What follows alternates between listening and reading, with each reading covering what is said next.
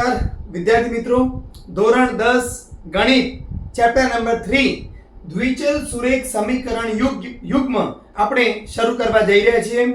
તો ફટાફટ નોટબુક અને બોલપેન લઈ અને સાથે સાથે ગણતરીમાં જોડાઈ જઈએ. ધોરણ 10 માં જે અભ્યાસ કરતા બીજા તમારા મિત્રો છે એમને પણ મિતિશ મેથ્સ વિશે ચેનલ વિશે જણાવીએ. તો ચલો શરૂ કરીએ.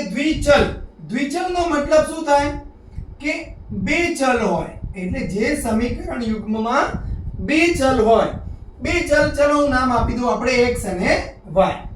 હવે સુરેખનો મતલબ થશે કે રેખિક ફોર્મેશનમાં હોવા જોઈએ. એટલે હવે અહીંયા હું એમ કહું કે ax + by = c, તો આવું જે એક સમીકરણ બને એને સુરેખ સમીકરણ બે ચલમાં હોય એવું કહેવાય. એટલે એનો મતલબ કોઈ એમ કે મારી જોડે ax² છે તો એક સુરેખ કહેવાશે નહીં. કોઈ એમ કે મારી જોડે by² છે તો પણ એ સુરેખ સમીકરણ કહેવાશે નહીં. અહીંયા xy બે ભેગા હોય તો પણ એ સુરેખ સમીકરણ બનશે નહીં. તો દ્વિચલ x અને y હોય, સુરેખ ax + by + c પ્રકારનું સમીકરણ હોય. સમીકરણ યુગ્મ કહે છે. એટલે હવે એક સમીકરણની વાત નથી, આવા બે સમીકરણ હોય a1x + b1y = c1, a2x + b2y = c2. તો આવા જે બે સમીકરણ બને એ તમારું સમીકરણ યુગ્મ થઈ જાય છે. તો હવે આવું સમીકરણ યુગ્મ કેવી રીતે બનાવવું છે અને એ બની ગયા પછી એમના સોલ્યુશન્સ, એમની જે કઈ મેથડ્સ છે એ આપણે ભણવાના છીએ. હંમેશા વિદ્યાર્થીઓ યાદ રાખીએ કે કોઈ પણ પુસ્તક તમે શરૂ કરો વાંચવાનું કે કોઈ પણ પ્રકરણ વાંચવાનું શરૂ કરો તો ક્યારે પણ ડાયરેક્ટ વચમાં કૂદી નહીં પડવાનું. શરૂઆતથી થોડું સમજતા જઈએ આપણે તો આપણને એનું ફંડામેન્ટલ શું કહેવામાં આવે છે એ સમજાશે. તો હવે તમે ઘણી વખતે આવા વાસ્તવિક જીવનમાં એવા પ્રશ્નો આવ્યા હશે કે જેના અંદર આ પ્રકારના સમીકરણ બની શકે. અત્યાર સુધી તમને દેખાતા નહોતા પણ એવા બની શકે. તો આવા સમીકરણ ક્યારે બને એનું એક નાનું એક્ઝામ્પલ આપું તમને. માની લો કે એક અંકલ છે, એક કાકા છે આપણી પાસે. હવે એ બજારમાં જાય છે 2 કિલો સફરજન લેવા. 2 કિલો સફરજન લઈને આવે છે. સફરજન અને 1 કિલો દ્રાક્ષ, અને એમને 270 રૂપિયા આપ્યા. હવે એમને ખબર નથી કે સફરજનના શું ભાવ હતો કે દ્રાક્ષનો. એમને તો 2 કિલો સફરજન 1 કિલો દ્રાક્ષ લઈ લીધી, 270 રૂપિયા આપીને ઘરે આવી ગયા. એમનો એક છોકરો હતો, એ 4 કિલો સફરજન લાવ્યો તે જ દુકાનેથી અને 2 કિલો દ્રાક્ષ લાવે છે અને એને 570 રૂપિયા આપ્યા. અહીંયા 2 કિલો સફરજન 1 કિલો દ્રાક્ષ લાવ્યા, 270 આપ્યા. 4 કિલો સફરજન 2 કિલો દ્રાક્ષ લાવ્યા અને 570 રૂપિયા આપ્યા. હવે કાકી બગડ્યા. તમે બંને જણા માર્કેટમાં ગયા, સફરજન દ્રાક્ષ લાવ્યા, પણ ભાવ તો પૂછવો તો કે સફરજનનો શું ભાવ છે, દ્રાક્ષનો શું ભાવ છે. હવે આ છોકરો છે ને એને દ્વિચલ સુરેખ સમીકરણ 10માં ભણી લીધું. તો હવે કે પપ્પા ચિંતા ના કરો, હું ફટાફટ આનું સોલ્યુશન લાવી દઉં છું. તો એને સમીકરણ યુગ્મ બનાવ્યું. કેવી રીતે બનાવ્યું કે ચલો પપ્પા ધારી લઈએ કે સફરજનનો ભાવ હતો એ x રૂપિયા હતો, દ્રાક્ષનો ભાવ છે એ y રૂપિયા છે, બંને એક જ દુકાનેથી લાવ્યા છે. એટલે અહીંયા પણ સફરજનનો ભાવ x રૂપિયા, દ્રાક્ષનો ભાવ y રૂપિયા. જો હંમેશા સમજો કે આવા જે જ્યારે પણ તમને આગળ પ્રશ્નો પૂછાશે તો પહેલું કામ એનું સમીકરણ બનાવવાનું છે. બની જશે એના પછી સોલ્યુશન માટે તો ગણિતમાં અઢળક મેથડો છે અને એ આ ગણિત તો ખૂબ વિશાળ દરિયો છે. એટલે આ તો એક નાની વાત છે. આમાં કોઈ પણ ડિફિકલ્ટ ક્વેશ્ચન્સ હોય એનું ગાણિતિક સ્વરૂપ એક વખતે બની જાય પછી ગણિતમાં તો એની ઘણી બધી મેથડ્સ છે જેના એમાં સોલ્યુશન મળે. તો અહીંયા 2 કિલો સફરજન એટલે 1 કિલો સફરજનનો ભાવ જો x રૂપિયા હોય તો 2 કિલો સફરજનનો ભાવ કેટલો થાય તમને બધાને આવડી જ જાય કે 2x થાય. એટલે સફરજનના કેટલા રૂપિયા આપ્યા એમને? 2x આપ્યા. દ્રાક્ષના કેટલા રૂપિયા આપ્યા એમને? y રૂપિયા આપ્યા. તો 2x + y બરાબર કેટલા થઈ ગયા? 270. એકદમ સરળતાથી સમજાઈ ગયું છે. એવી રીતે અહીંયા 1 કિલો સફરજન x રૂપિયા હોય તો 4 કિલો સફરજનના કેટલા થાય? 4x થાય. 1 કિલો દ્રાક્ષના y રૂપિયા હોય તો 2 કિલો દ્રાક્ષના કેટલા થાય? 2y થાય. અને આ કેટલા થઈ ગયા? 570. હવે જો આ બે સમીકરણ ભેગા થયા એટલે એને શું કહેવાય? સમીકરણ યુગ્મ. કેવા છે બંને? સુરેખ. કેવા છે બંને? દ્વિચલ. તો બસ આવા સમીકરણો આપણે બનાવવાના છે અને બની ગયા પછી એમને જુદી જુદી રીતે આપણે એમને સોલ્વ કરવાના છે. તો ખબર પડી ગઈ? 2x + y = 270, 4x + 2y = 570. તો આ જે પ્રોબ્લેમ હતો કાકાનો અને એમના છોકરાનો અને જે કાકી એ અહીંયાથી સોલ્વ કરી અને એમને ભાવ કહી દીધો કે સફરજનનો આ ભાવ હતો અને દ્રાક્ષનો આ ભાવ હતો. આપણે આ સોલ્વ કરીશું. આગળ હું તમને બતાવીશ કે સફરજન શું ભાવના હતા અને દ્રાક્ષ શું ભાવના હતા. તો ચલો હવે આગળ વધીએ, શરૂ કરીએ. હવે તમારી ચોપડીમાં જ્યારે પ્રસ્તાવના આપી છે એમાં અખિલાનું એક ઉદાહરણ છે. અખિલા મેળામાં જાય છે. મેળામાં એની બે ફેવરેટ વસ્તુ છે. એક ચકડોળમાં બેસે છે અને એક હુપલાની રમત રમે છે. ચકડોળ તો આપણને ખબર જ છે અને હુપલાની રમત એટલે શું કહેવામાં આવે છે કે જે રિંગ હોય, તમે બધા મેળામાં ગયા જશો, રિંગ હોય એ રિંગ આમ નાખવાની હોય અને એ નાખો એટલે જેના ઉપર ગ્લાસ મૂક્યો હોય, એક જગ્યાએ સાબુ હોય, એક જગ્યાએ કંઈક બીજું હોય, જેના ઉપર પડી જાય રિંગ કમ્પ્લીટ આવી જાય એને લઈ લેવાનું હોય. એટલે હુપલાની રમત રમે છે. હવે એ એવું કહે છે કે હુપલામાં એ જેટલી વખતે આ હુપલાની રમત જે જેટલી વખતે રમે, હુપલાની રમત જેટલી વખતે તે રમે છે એ ચકડોળમાં જેટલી વખતે બેસે છે એના કરતા અડધી છે.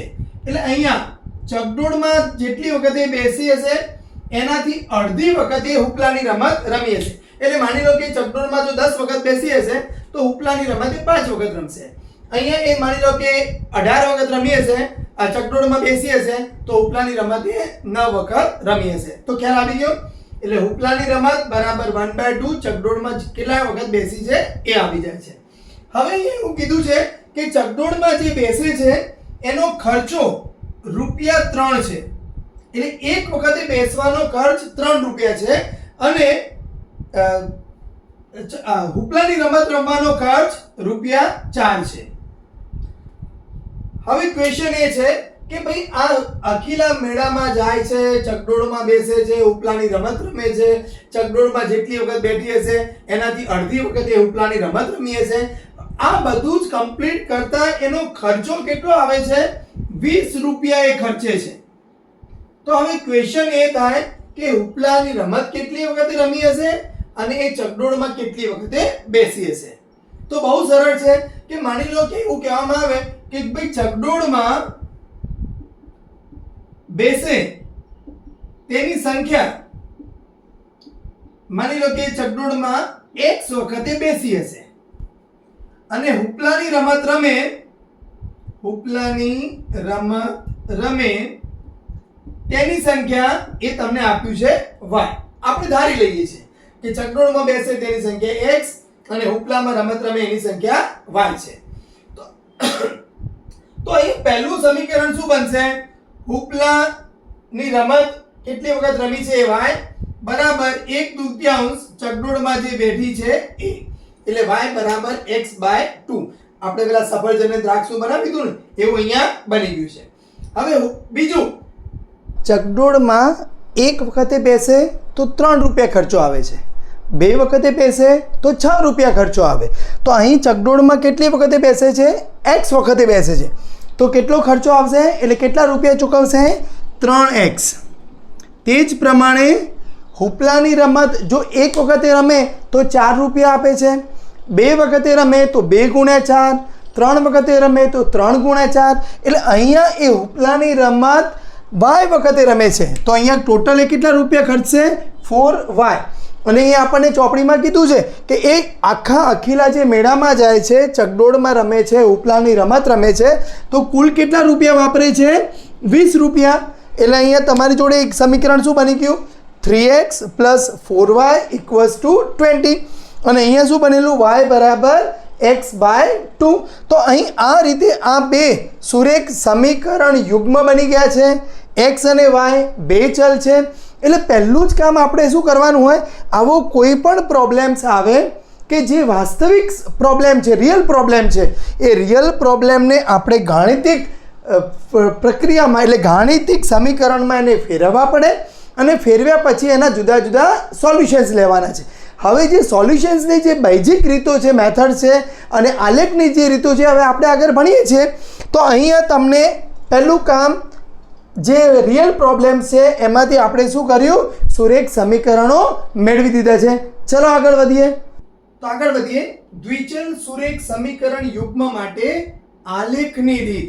એટલે હવે જો આપણે પેલા સફરજનનો એક્ઝામ્પલ અને પેલા ચકડોળ વાળો એક્ઝામ્પલ આપણે બે જોયા, તો એમાં જે સમીકરણ બન્યા, હવે એ સમીકરણ બનાવતા આપણને આવડી ગયું, પણ હવે એ સમીકરણના ઉકેલ લેવાના છે.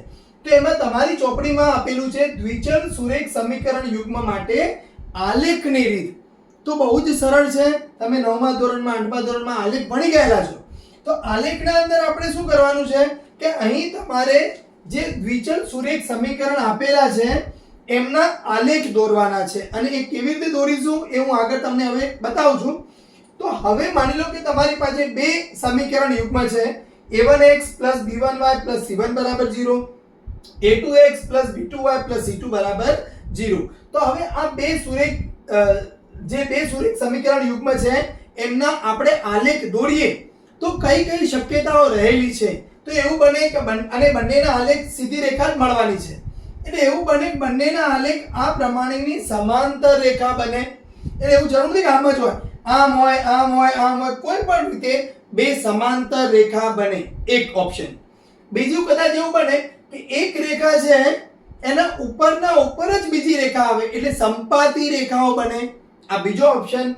અને ત્રીજો ઓપ્શન એવો છે કે એક રેખા અને બીજી રેખા એક અને માત્ર એક જ બિંદુમાં છેદે. આવું ક્યારે થશે? a1 b1 c1 a2 b2 c2 એનો સંબંધ શું હશે એ આપણે જોઈએ છે આગળ. પરંતુ આલેખ પરથી આપણને સમજાવવું તો જોઈએ કે હા ભાઈ કેવી રેખાઓ છે, આપણે આખું ભણી ગઈએ પણ ખબર જ ના પડે કે એ સુરેખ સમીકરણ યુગ્મનું જ્યોમેટ્રી, એનું ભૌમિતિક નિરૂપણ શું હતું, તો એ બધું એળે જાય. તો હવે અહીંયા a1x b1y c1 a2x b2y c2 જો આ બંનેની રેખાઓ સમાંતર હોય તો એને સુસંગત નથી તેમ કહેવાય. આ સુરેખ સમીકરણ યુગ્મ સુસંગત નથી. તમને પૂછાશે કે નીચેના સુરેખ સમીકરણ યુગ્મ સુસંગત છે કે નથી, ચેક કરો. તો એના માટે પહેલું બે સમાંતર રેખાઓ હોય તો એ સુસંગત નથી. આપણે તમારે જ્યારે સિલેબસ આગળ જોઈશું ને તમે ગ્રાફ દોર્યા વગર પણ કહી શકશો કે અહીંયા a1 b1 અને a2 b2 ના જે રિલેશન છે એ આગળ જોઈએ છે આપણે. સંપાતી હોય તો એવી રેખાઓને અવલંબી રેખાઓ પણ કહે છે. ખાલી જગ્યામાં પૂછાઈ જાય કે અવલંબી રેખાઓ ક્યારે બને? તો બે રેખાઓ સંપાતી હોય ત્યારે એ બંને અવલંબી રેખાઓ બને છે. અને ત્રીજો કેસ, એક બીજાને એક જ બિંદુમાં છેદે છે. તો અહીંયા સંપાતી હોય કે એક જ બિંદુમાં છેદે તો અમને શું કહેવામાં આવે છે? સુસંગત છે. અને અહીંયા કહેવામાં આવે છે સુસંગત નથી. તો આપણી જોડે આલેખની રીતથી સમજી લીધું આપણે. પણ હવે એની બેઝિક રીત શું છે કે a1x b1y c1 a2x b2y c2 એ જો સુસંગત ન હોય તો શું થશે? તો અહીંયા a1 ભાગ્યા a2 બરાબર b1 ભાગ્યા b2 આ બંનેનો ગુણોત્તર સરખો થશે, પરંતુ એ ગુણોત્તર c1 ભાગ્યા c2 થી અલગ હશે. એટલે અહીંયા જો ધારો કે હું એમ કહું એક રેખા છે 2x 3y 7 બરાબર 0, બીજી રેખા છે 2x 3y 9 બરાબર 0. તો જો અહીંયા શું થશે? આ બંનેનો ગુણોત્તર એટલે 2 ભાગ્યા 2 1 થઈ ગયો. આ બંનેનો ગુણોત્તર એ પણ 1 છે, આ બંનેનો ગુણોત્તર 1 નથી. તો આવી રેખાઓ જ્યારે તમારી પાસે આવે તે રેખાઓ સુસંગત નથી. એટલે એ રેખાઓ કેવી છે? સમાંતર છે.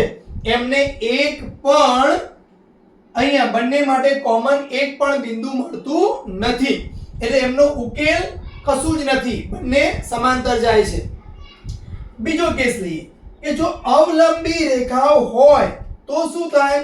તો a1 ભાગ્યા a2 બરાબર b1 ભાગ્યા b2 અને બરાબર c1 ભાગ્યા c2.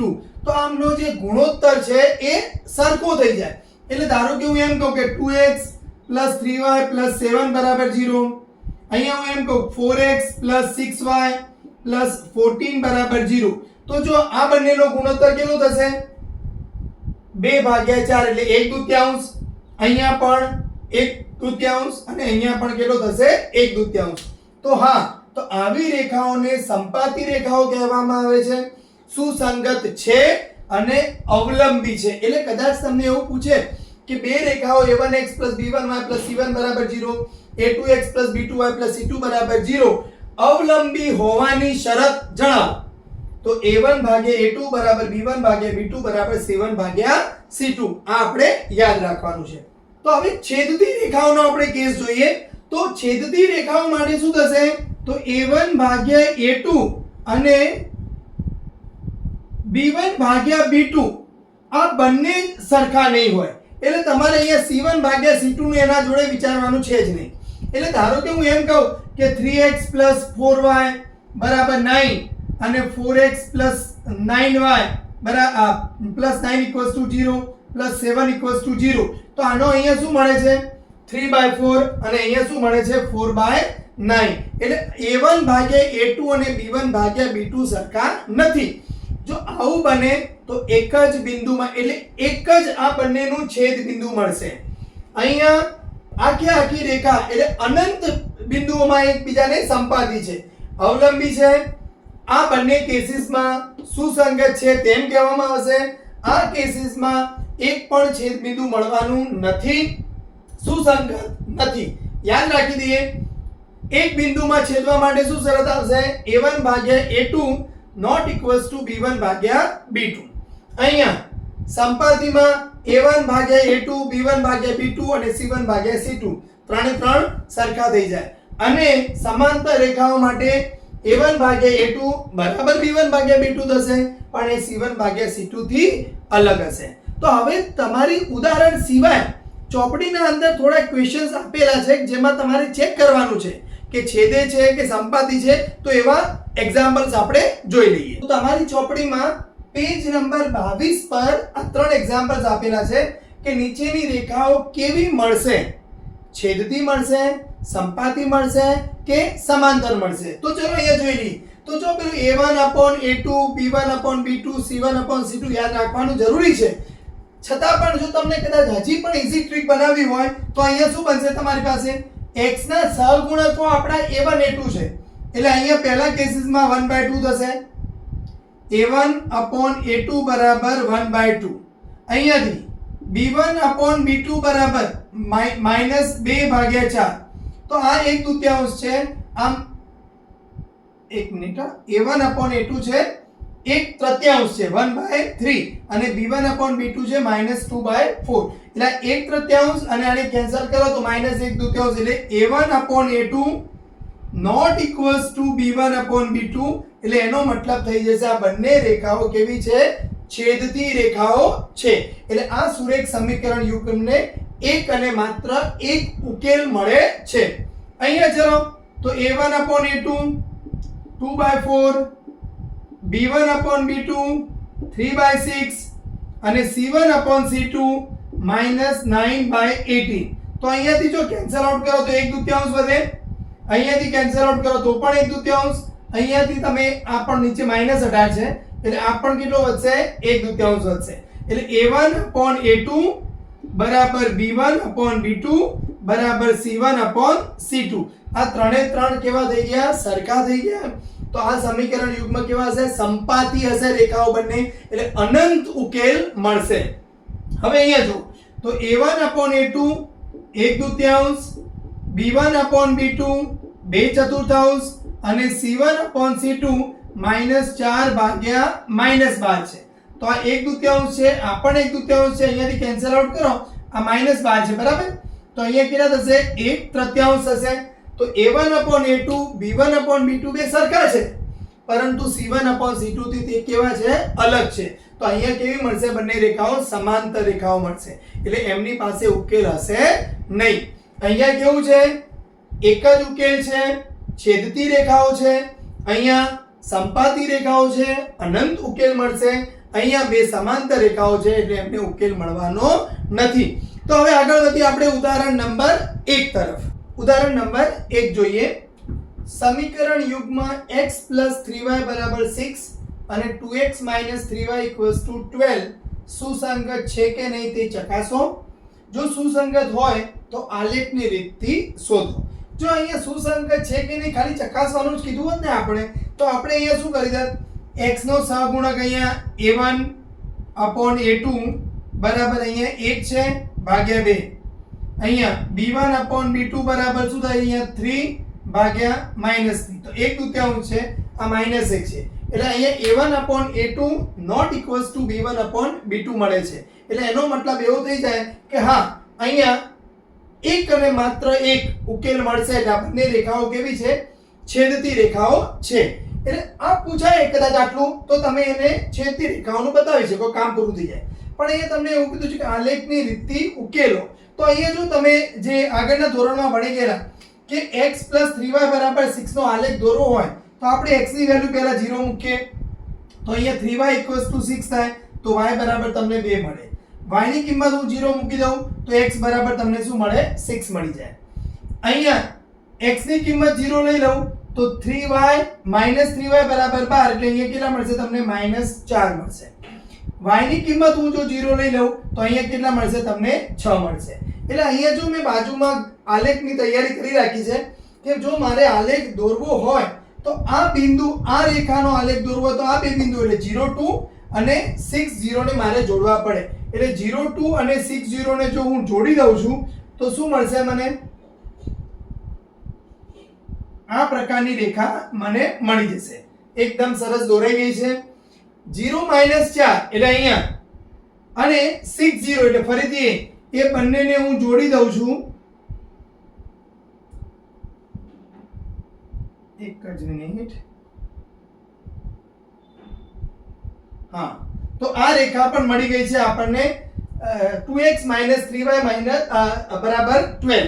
તો જો આ બંને રેખાઓ 6 0 આગળ છેદે છે એટલે આ બંને રેખાઓનો ઉકેલ શું થઈ ગયો, 6 0 થઈ ગયો. એકદમ સરળ એક્ઝામ્પલ હતો, સમજાઈ ગયું. આ બંને રેખાઓ કેવી છે, અહીંયાથી આપણને ખબર પડી ગઈ છેદતી રેખાઓ છે. આલેખ દોરી દો તમે અને આલેખમાં જ્યાં બંને છેદે એ તમારું છેદ બિંદુ થઈ જાય. તો અહીંયા તમારું છેદ બિંદુ શું મળી ગયું છે, 6 0 મળી ગયું છે. બરાબર. ઉદાહરણ નંબર 2. આલેખની રીતથી નીચેના સમીકરણ યુગ્મને એક પણ ઉકેલ નથી, અનંત ઉકેલ છે કે અનન્ય ઉકેલ છે તે ચકાસો. સમીકરણ છે 5x - 8y + 1 = 0, 3x - 24/5y + 3/5 = 0. તો જો અહીંયા આલેખની રીત કીધી છે બરાબર છે, આપણે આલેખની રીતે જ જવાનું છે. પણ અહીંયા થોડું ચેક કરવું હોય તો આપણે કરી લઈએ કે આ ભાઈ આ બે સમીકરણ આપેલા છે એમના દ્વારા જે રેખાઓ મળવાની છે કે એક એકબીજાની સંપાતી છે, એક સમાંતર છે, કેવી હશે થોડી નજર કરી દઈએ આપણે. તો અહીંયા a1/a2 બરાબર 5/3, b1/b2 બરાબર -8 છે અને નીચે -24/5. તો આનું સાદુરૂપ આપો તો માઇનસ કેન્સલ આઉટ થઈ જાય, 8 3 24 થશે એટલે 5 ઉપર જાય નીચે 3 થઈ જશે. c1/c2 તો 1/3/5 એટલે છેદનો છેદ ક્યાં જાય, અંશમાં જાય. એટલે આપણને કેટલું મળી ગયું, 5/3. તો જો a1/a2 5/3, b1/b2 c1/c2 આ ત્રણે ત્રણ કેવા મળી ગયા, સરખા મળી ગયા. સરખા ક્યારે મળે, જો આ બે રેખાઓ સંપાતી હોય તો. એટલે એનો મતલબ આ બે રેખાઓ કઈ જુદી છે જ નહીં, એક રેખાના ઉપર જ બીજી રેખા છે. જો તમારે કદાચ ચેક કરવું હોય તો આ રેખાને 5 વડે ગુણો અને 3 વડે ભાગો તો શું થાય, તો 5 વડે ગુણો તો 5x, 3 વડે એટલે 3 3 ઉડી ગયા તો આવી ગયું તમારી જોડે. અને 5 વડે ગુણો એટલે 5 5 ઉડી ગયા, 3 વડે ભાગો તો 8 થઈ ગયા પાછા. 5 વડે ગુણો કેન્સલ થઈ ગયું, 3 વડે ભાગો એટલે એ પણ 1 થઈ ગયું. તો બંને રેખાઓ કેવી છે, એક જ છે. એટલે સંપાતી રેખાઓમાં આ જ બનશે, બંને રેખાઓનું જે આલેખ એક જ મળશે પણ એને કોઈક સહગુણક વડે, કોઈક સંખ્યા વડે ગુણી હોય કે કોઈક સંખ્યા વડે ભાગી હોય. તો હવે આપણે આ બેના ગ્રાફ દોરવાના નથી, બંનેમાંથી કોઈ એકનો જ દોરવાનો છે. તો અહીંયા હું લખી શકું કે આ બંને રેખાઓ સંપાતી છે, બરાબર. હવે જો મારે એમનો આલેખ દોરવો હોય તો અહીંયા હું 5x, ચલો અહીંયા અહીં તમને ચોપડીમાં એવું કીધું છે કે તમે જાતે દોરવાની કોશિશ કરજો. તો આપણે અહીંયા દોરી દઈએ 5x - 8y + 1 = 0. તો અહીંયા આપણે x અને y ની કિંમતો વિશે વિચારીએ. તો જો અહીંયા થોડુંક અઘરું લાગે છે, કારણ કે જો y ની કિંમત 0 મૂકું તો x બરાબર કેટલું થાય? 1/5 થાય. એટલે આલેખની રીતમાં આ જ તકલીફ છે કે જ્યારે તમને સંપૂર્ણ પૂર્ણાંકો ન મળે જવાબમાં, તો પછી આલેખની રીતમાં તમારે પોઈન્ટ મૂકવાને એ બધું અઘરું થઈ જાય છે. છતાં થોડો ટ્રાય કરીએ. તો જો અહીંયા હું y ની કિંમત 2 મૂકી દઉં, કારણ કે જો મારા આ ટોટલ 5 નો ગુણક થાય ને તો 5 વડે ભાગું તો મને પૂર્ણાંક મળી જાય. તો ચલો હું y ની જગ્યાએ 2 મૂકી દઉં તો શું થઈ જશે? અહીંયા તો 8 દુ 16 એટલે -16 ને 1 એટલે -15. એને જમણી બાજુ લઈ જાવ તો 15 થઈ જાય. તો અહીંયા 5x = 15. તો અહીંયા શું થઈ જશે? 3 થઈ જશે. ચલો બીજી રીતે વિચારો. તો 8 દુ 16, હવે 8 70 56. જો તમારે એવું વિચારવાનું છે કે કા 56 થાય, કા 11 થાય, કા 21 થાય, તો એ બંનેનું +1 ઉમેરો એટલે 20 થઈ જાય કે 25 થઈ જાય, એટલે 5 નો ગુણક બની જાય. તો અહીંયા 56 માટે 7 મૂકું હું y ની જગ્યાએ તો શું થશે? 8 * 56 તો -56 + 1 એટલે 55. તો 5x = 55. તો x બરાબર કેટલા મળી ગયા? 11 મળી જાય. તો હવે તમારે એક બિંદુ લેવાનું છે 3 2. એટલે અહીંયા મેં 1 2 અને 3 આ x અક્ષ છે, આ y અક્ષ છે, આ ઉગમ બિંદુ છે. એટલે 3 2 એટલે અહીંયા મળશે મને. અને એક બિંદુ છે 11 7 એટલે અહીંયા 11 છે, અહીંયા 7 છે, એટલે અહીંયા મળશે. એટલે અહીંયા તો થોડુંક કદાચ આજુબાજુ આવશે, પણ તમે જો આલેખ ગ્રાફ પેપરમાં બનાવશો તો તમારો એક્ઝેક્ટ જવાબ આવશે. તો અહીંયા હું આ બંનેને હું જોઈન કરું, આ રેખા, તો આ રેખા જે મને મળી છે લગભગ સીધી આવી ગઈ છે. તો આ રેખા જે છે એ 5x - 8y + 1 ની છે, 5x - 8y + 1 = 0. અને આની રેખા પણ આ જ છે. તો આ બંનેની એક જ રેખા મળે એટલે બે રેખાઓ કેવી છે? એકબીજા ઉપર સંપાતી છે. તો બરાબર તમને સમજાઈ ગયું છે આલેખની રીતથી. તો આલેખ દોરવો પડે મારે. અહીંયા બે તમને સમીકરણ યુગમાં આપ્યા છે, પણ એક્ઝેક્ટલી એ બે છે જ નહીં, એ એક જ છે, કંઈ ગુણાયેલું છે. એટલે એના માટે આ બંને જે રેખાઓ છે એકબીજા ઉપર સંપાતી છે. અને કેટલા ઉકેલ મળે? અનંત ઉકેલ મળશે. કેટલા ઉકેલ મળશે એમને? અનંત. અનન્ય એટલે એક જ ઉકેલ મળે. ઉકેલ ન મળે સમાંતર હોય ત્યારે. આગળ વધીએ. ઉદાહરણ નંબર 3. ચંપા સેલમાં કેટલાક પેન્ટ અને કેટલાક સ્કર્ટ ખરીદવા ગઈ હતી. જ્યારે તેણે તેના મિત્રએ પૂછ્યું કે ભાઈ તે કેટલા સ્કર્ટ ખરીદ્યા, કેટલા પેન્ટ ખરીદ્યા, તો તેણે કેટલી સંખ્યામાં ખરીદી કરી હતી. ત્યારે તેણે જવાબ આપ્યો પેન્ટની સંખ્યાના 2 ગણામાંથી 2 ઓછી સંખ્યામાં સ્કર્ટ ખરીદ્યા. એટલે ચંપા 10મા ધોરણનો દ્વિચલ સુરેખ સમીકરણ બરાબર ભણેલી હતી. બીજું, પેન્ટની સંખ્યાના 4 ગણામાંથી 4 ઓછી સંખ્યામાં સ્કર્ટ ખરીદ્યા. તો હવે એનો ભાઈબંધ બચારો હેરાન થઈ ગયો. તો હવે એને આપણે મદદ કરવાની છે. તો કેટલા સ્કર્ટ ખરીદ્યા, ચંપાએ કેટલી સંખ્યામાં પેન્ટ ખરીદ્યા તે શોધવા તેના મિત્રની આપણે મદદ કરીએ. ચલો ત્યારે. તો ચલો ધારો કે પેન્ટની સંખ્યા x છે અને જે ચંપાએ સ્કર્ટ ખરીદ્યા એની સંખ્યા ધારી લો કે y છે. તો પહેલા કેસમાં તમને શું બનશે? કદાચ એવું બને કે આલેખની રીત તમને પરીક્ષામાં ન પૂછાય, પણ એવું પૂછાય કે આનું સુરેખ સમીકરણ યુગમાં શું થાય, તો એ તો આપણને આવડવું જોઈએ ને. અને પછી તો આલેખમાં તો કંઈ છે જ નહીં, બહુ બે બિંદુ મૂકીને જોડી દેવાના છે, તમને ફટાફટ મળી જવાનું છે. તો અહીંયા પેન્ટની સંખ્યાના 2 ગણામાંથી, એટલે પેન્ટની સંખ્યાને 2 ગણી કરો તો 2x થાય. તો અહીં 2x માંથી 2 ઓછા કરતો પેન્ટની સંખ્યાના 2 ગણામાંથી 2 ઓછી સંખ્યામાં સ્કર્ટ. તો સ્કર્ટ કેટલા છે? y. તો એક સમીકરણ બની ગયું y = 2x - 2. અને બીજું સમીકરણ ચલો, પણ પેન્ટની સંખ્યાના 4 ગણામાંથી, એટલે હવે પેન્ટની સંખ્યાને 4 ગણી કરો તો 4x થાય. 4 ઓછા કરવામાં આવે, 4 ગણામાંથી 4 ઓછી સંખ્યામાં સ્કર્ટ ખરીદ્યા, એટલે અહીંયા પણ આ y બની જાય છે આપણી જોડે. તો બસ આ બે સુરેખ સમીકરણ મળી ગયા છે આપણને. આ બંનેનો ઉકેલ શોધીએ એટલે આપણું કામ પૂરું થઈ જાય. તો ચલો આલેખની રીત માટે અહીંયા જોઈએ તો x અને y અહીંયા બહુ જ ઈઝી દેખાય છે કે જો હું x ની કિંમત 0 લઈ લઉં તો y મને શું મળી જશે? -2 મળી જશે. x ની કિંમત અહીંયા હું x ની કિંમત ચલો 2 લઈ લઉં તો 2 દુ 4 - 2 એટલે કેટલા મળી જશે? મને 2 મળી જશે. અહીંયા x અને y ચલો x ની કિંમત 0 લઈ લઈએ તો શું મળશે આપણને? -4 મળી જશે. x ની કિંમત 0 માટે -4. ચલો હું 1 મૂકી દઉં તો x ની જગ્યાએ તો આ શું થઈ જશે? 0 થઈ જશે. તો ચલો પહેલા આ બંને જોડી દઈએ આપણે 0 - 2 એટલે 0 - 2 એટલે અહીંયા મળશે તમને. આ હું -1 કહું, -2 કહું, આ 1 2 છે, આ પણ 1 અને 2 છે. તો 0 - 2 અને 2 2 તો અહીંયા 2 2 એટલે ક્યાં મળશે? અહીંયા મળશે.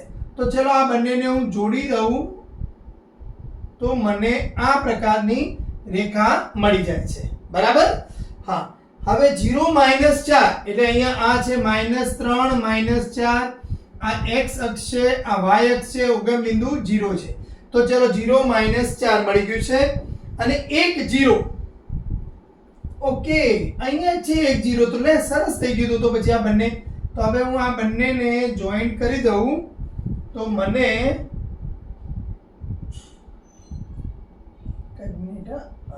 તમારે બરાબર સમજવાનું રહેશે અહીંયા.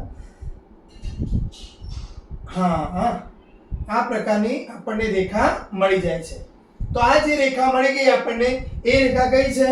y બરાબર 4x - 4 અને આ ઉપરની જે રેખા હતી એ y બરાબર 2x - 2.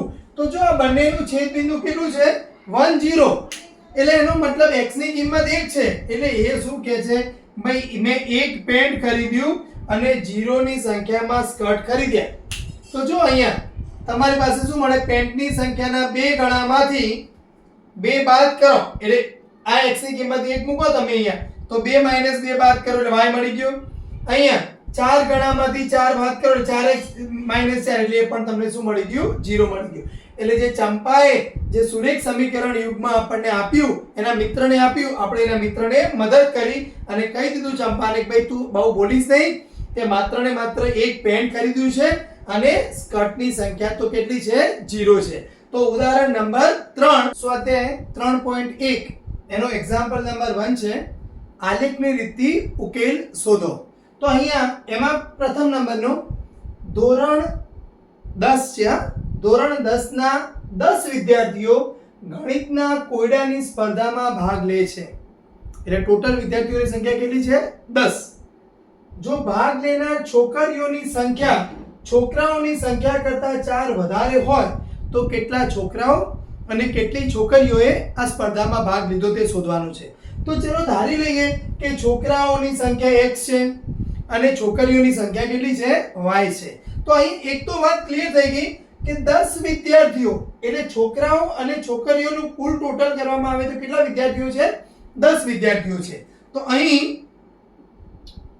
x + y બરાબર 10 થાય તથા બીજા કેસમાં ચલો ભાગ લેનાર છોકરીઓની સંખ્યા એટલે છોકરીઓની સંખ્યા એટલે કેટલી? y. છોકરાઓની સંખ્યા કરતા 4 વધારે એટલે છોકરાઓની સંખ્યા x એના કરતા કેટલી છે? 4 વધારે છે. તો હવે અહીંયા આ બંનેને આપણે આલેખ દોરવા પડશે કારણ કે આલેખની રીતે શોધવાનું છે. તો અહીંયા આપણે લઈ લઈએ તો x છે y છે. તો જો x ની જગ્યાએ 0 મૂકો તો y 10 થઈ જશે, y ની જગ્યાએ 0 મૂકો તો x 10 થઈ જશે. તથા અહીંયા જો તો x ની જગ્યાએ હું 0 મૂકી દઉં તો y કેટલો થશે? 4 થશે. હવે જો કોઈ એમ કે y ની જગ્યાએ 0 મૂકી તો x બરાબર -4 થાય તો બરાબર છે. તો ગ્રાફ મળી જશે. પણ આપણે જો હંમેશા વિચારો કે છોકરાઓની સંખ્યા છોકરીઓની સંખ્યા એ કઈ ઋણમાં તો મળવાની નથી. તો હવે આપણે એને પોઝિટિવ સાઈડ ઉપર જ જઈએ. 1 મૂકીએ, 2 મૂકીએ, 3 મૂકીએ. તો જો હું અહીંયા 1 મૂકું તો y બરાબર 5 મળી જાય તો પણ ચાલે, ખોટું નથી. 2 મૂકું તો y બરાબર 6 મળી જાય, 3 મૂકું તો 7 મળી જાય. તો જો 3 મૂકીએ ને 8 મૂકો તો 12, પાછું 12 પાછું વધી જશે. એટલે કાં તમે 2 મૂકો તો 6 થશે તોય ચાલશે, અને કાં કદાચ કોઈ એમ કે હું 3 મૂકું અહીંયા, x ની કિંમત 3 અને y ની કિંમત 7 થાય તો પણ ચાલશે. એટલે હવે આ બેમાંથી તમારી ચોઈસ ઉપર તમારે રાખવાનું. 2 6 રાખવા છે, 3 7 રાખવા છે, એ તમે વિચારી લેજો. હવે અહીંયા 0 10 અને 10 0, એટલે એનો મતલબ અહીંયા મેં x અક્ષ y અક્ષ આ 10 10 બંને મૂકી દીધા છે. હવે હું એ બંનેને જોઈન્ટ કરવાની કોશિશ કરી રહ્યો છું. હા, તો અહીંયા મને એક રેખા મળી ગઈ છે. કઈ છે? x y બરાબર 10. આ મારી રેખા છે. હવે બીજું અહીંયા કયું બિંદુ છે? 0 4, એટલે x ની કિંમત 0 લેતા y 4 છે. એટલે 1 2 3 4 અહીંયા, એટલે એક બિંદુ આ છે. 2 6 અને હું 2 મૂકું તો અહીંયા કેટલું છે ઉપર? 5 6, તો અહીંયા મળશે. કદાચ કોઈ એમ કીધું હોય કે 3 અને 7, તો 3 માટે 7, એટલે ક્યાંક આ 1 મિનિટ આ 2 અહીંયા મળશે અને 3 માટે 7 અહીંયા મળશે.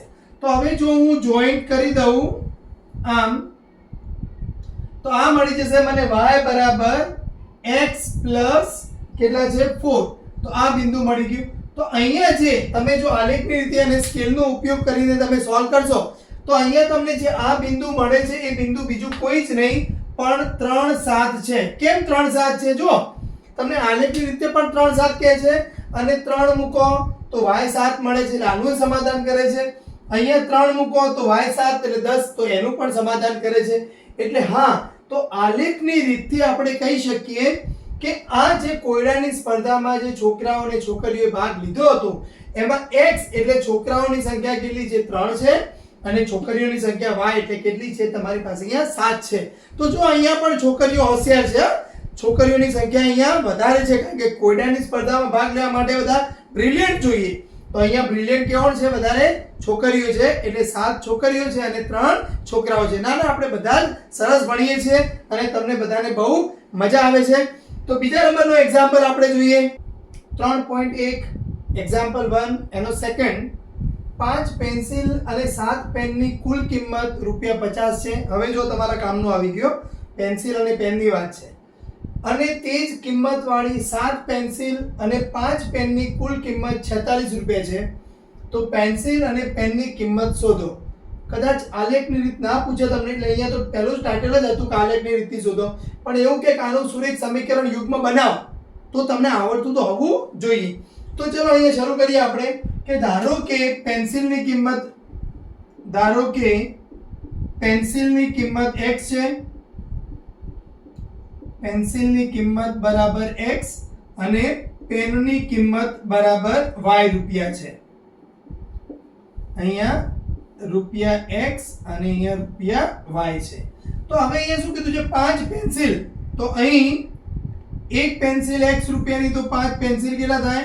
5. અહીં 5x વત્તા 7y બરાબર કેટલા કિંમત મળી હતી તમારી? ₹50 હતા.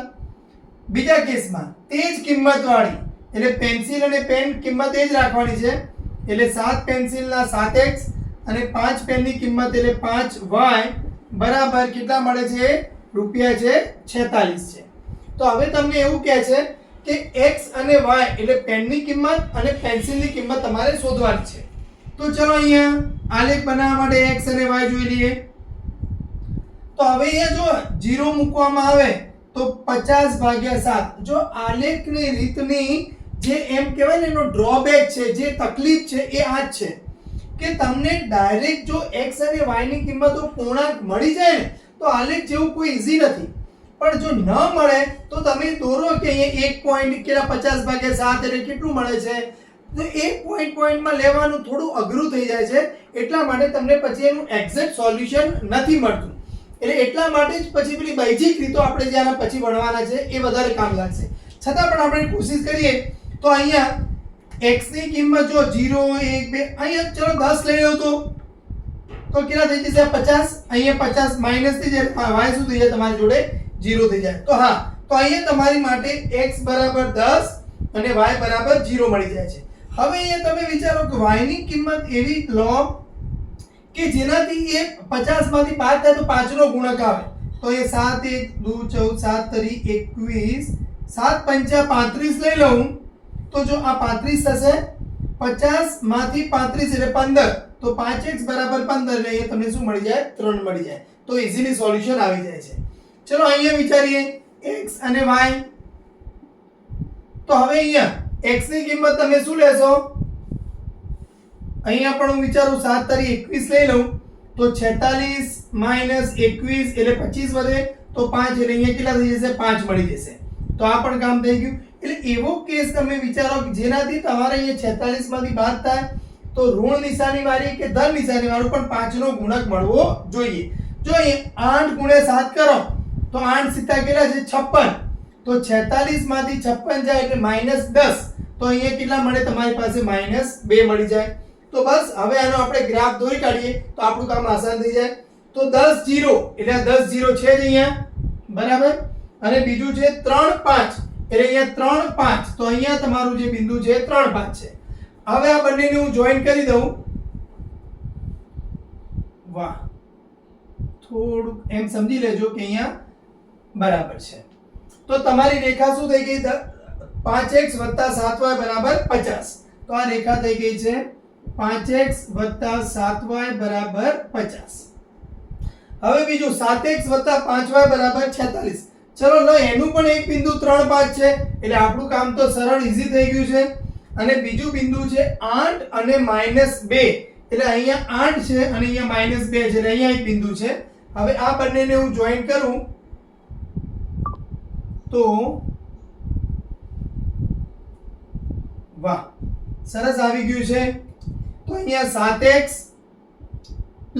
5y 7x 5y બરાબર 46. તો જો અહીંયા બંનેનું છેદ બિંદુ કયું મળી ગયું છે? 3 5. એટલે ઓટોમેટિકલી આપણે કહી શકાય કે કેટલી પેન્સિલ ખરીદવા? અને પેન્સિલની કિંમત કેટલી છે? 3 રૂપિયા અને પેનની કિંમત કેટલી છે? 5 રૂપિયા. તો અહીંયા આપણે આલેખની રીતથી પેન્સિલ અને પેનનો જે ક્વેશ્ચન નંબર 2 હતો 3.1 માં પહેલાનો બીજો એ સરસ રીતે સોલ્વ થઈ ગયો છે.